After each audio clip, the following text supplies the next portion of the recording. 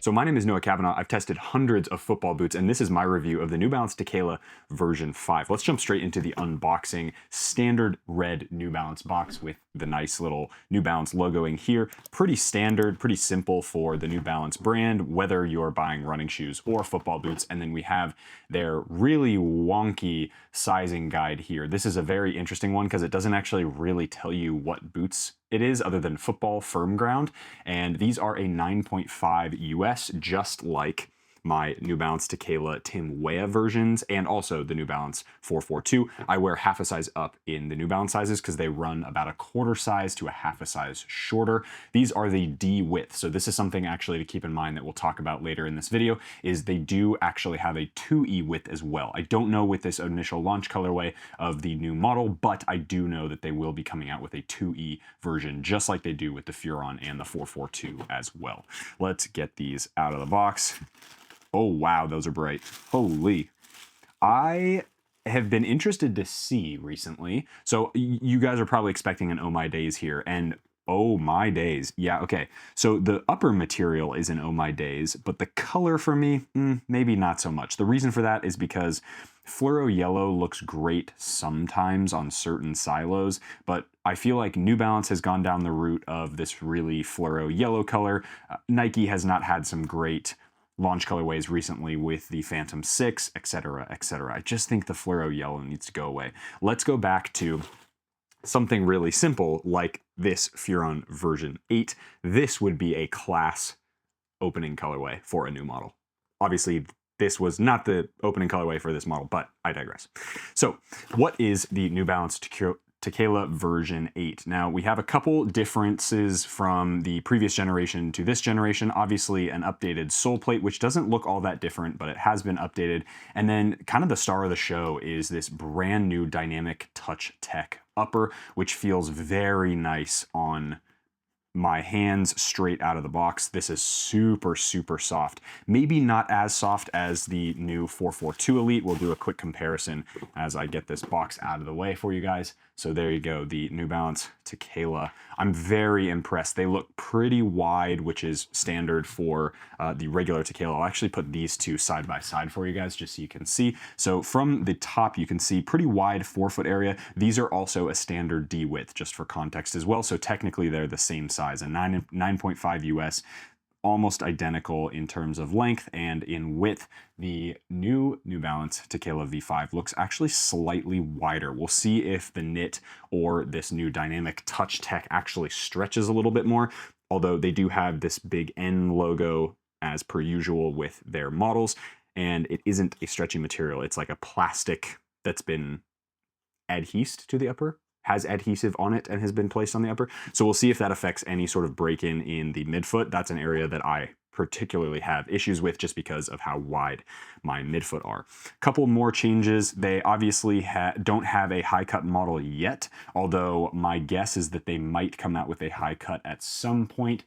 We'll see what happens there. I'm kind of hoping that they go down to the Magista route, so they do a high cut, but they actually put laces in it. I think that would be really cool. I don't even mind if they want to go with a laceless high cut as well, but I do think it would be cool to see that laced high cut model. So we'll put this aside for a little bit and go through a couple of the different tech features of this new model. So obviously, as I mentioned before, the Dynamic TouchTech material, which is a synthetic leather, will get the New Balance 442. So for context, that's the New Balance 442. Very, very soft, incredibly pliable straight out of the box. As of the filming of this video, this particular colorway that I've gone up half a size with, I obviously reviewed this original launch colorway, which is a whole nother conversation of why they had two of their models in this neon yellow colorway pack come out, but not the Tekela. I don't know whether that was manufacturing issues or whether that was just to sort of try and build hype over time. I'm not sure. To be honest, it didn't work all that well. Needless to say, the new Balance 442 Elite is a very, very comfortable football boot.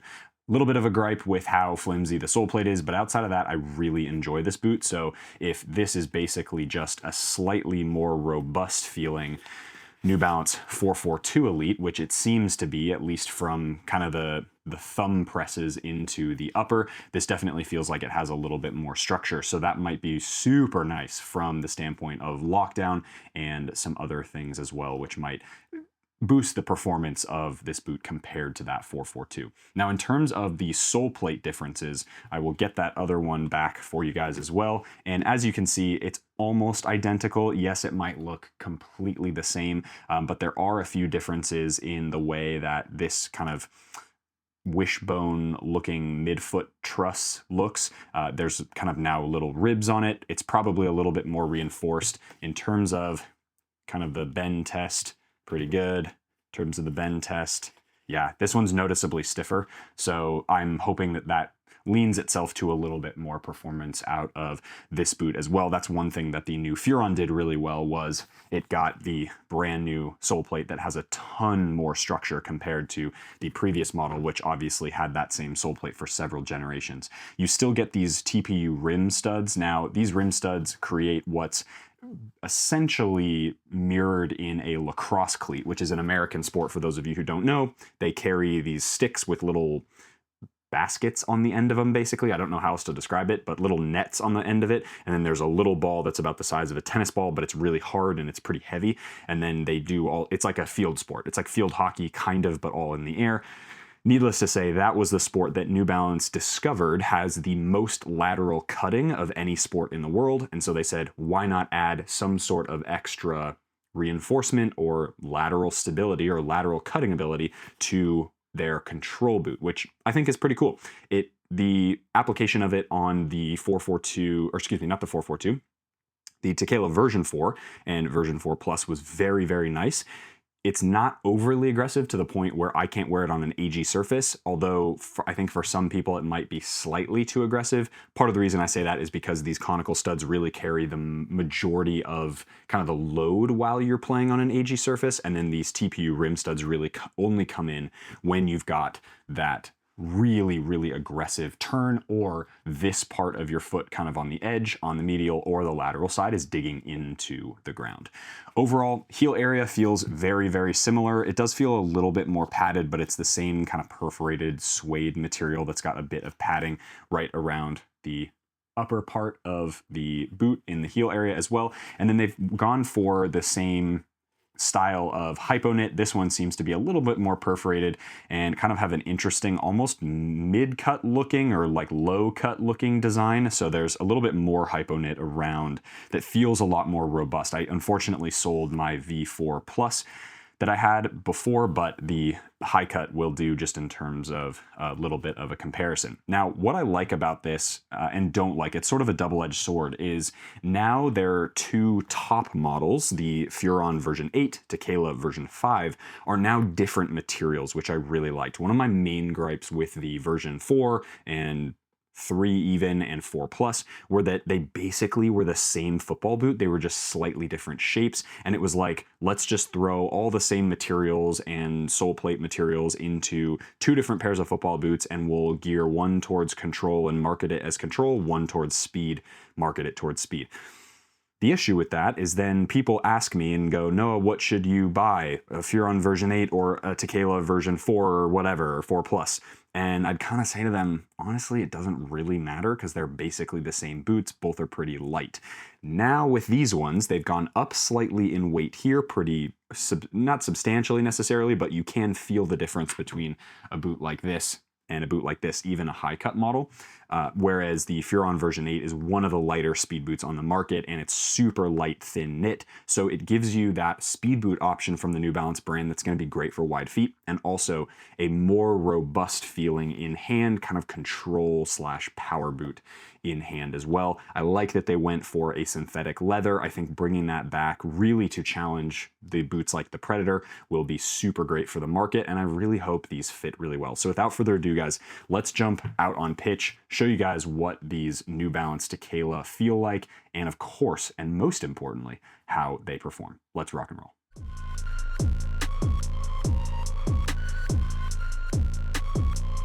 All right, guys, out on the pitch with the Tekela V5. I'm very excited to get these on. They look pretty good out in the sunshine. As I said before, not a huge fan of the electric yellow colorway, but man, the upper of this Dynamic TouchTech material feels absolutely fantastic. And we are gonna get these on feet and get a first impressions. Here we go. Oh my days. Oh my God. Oh my God, these are dangerous. Oh yes, look at how perfectly soft those are.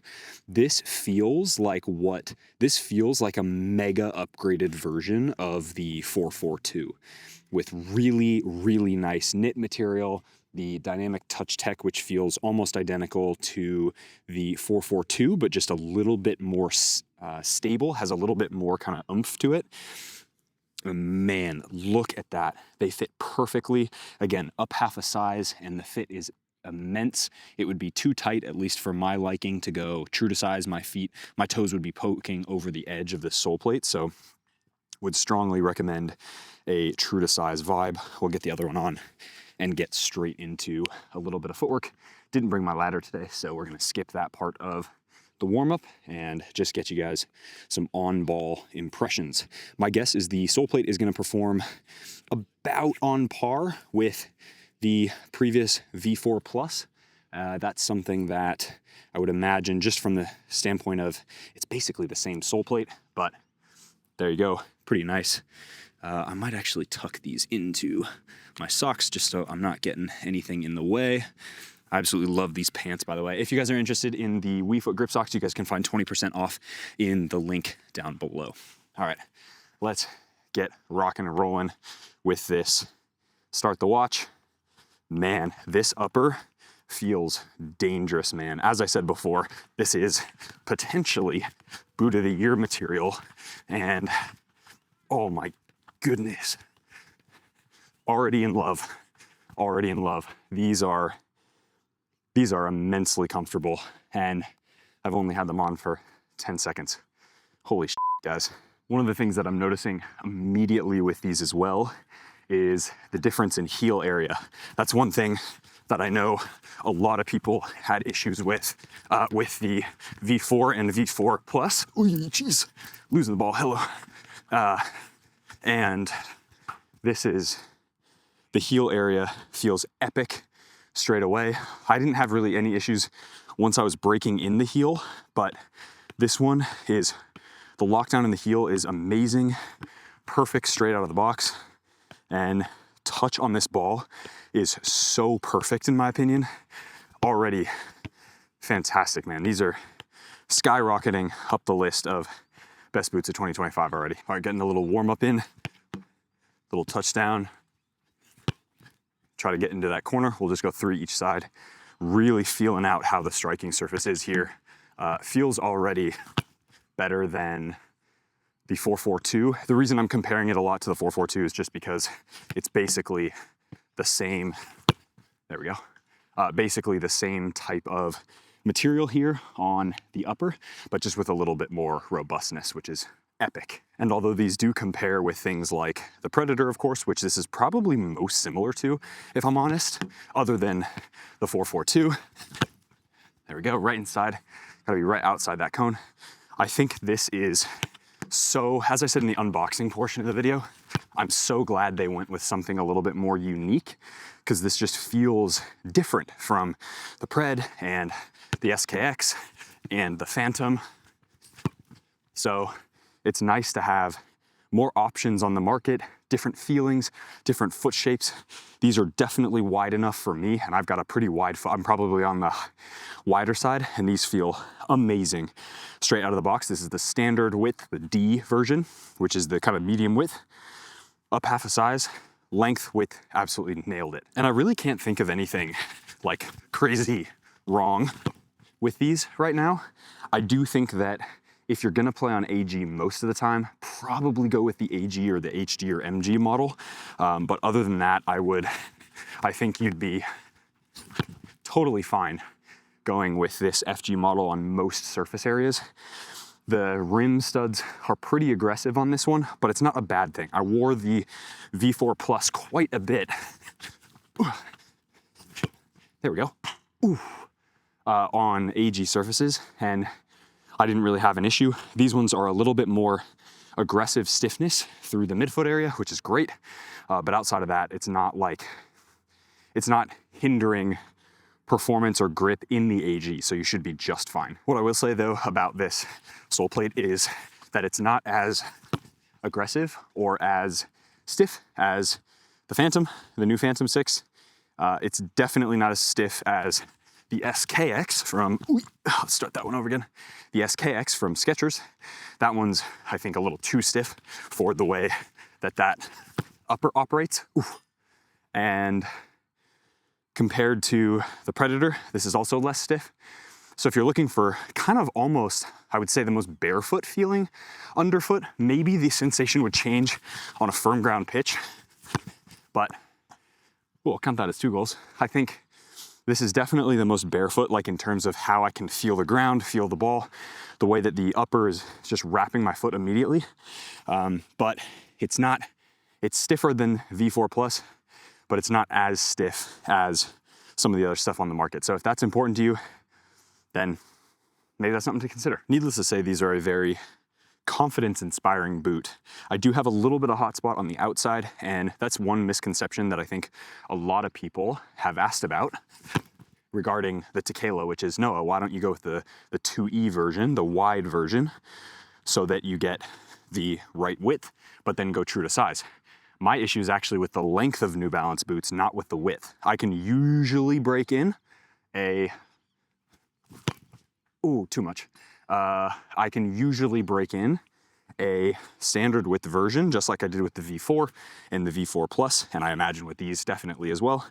But I do need a half a size up for all New Balance products. That includes the 442 and the Furon and the Tekela. Oh, let's go one more. That was shocking. I need to get a little bit less power on that and a little more finesse going. Let's just try to loop it into that top bins.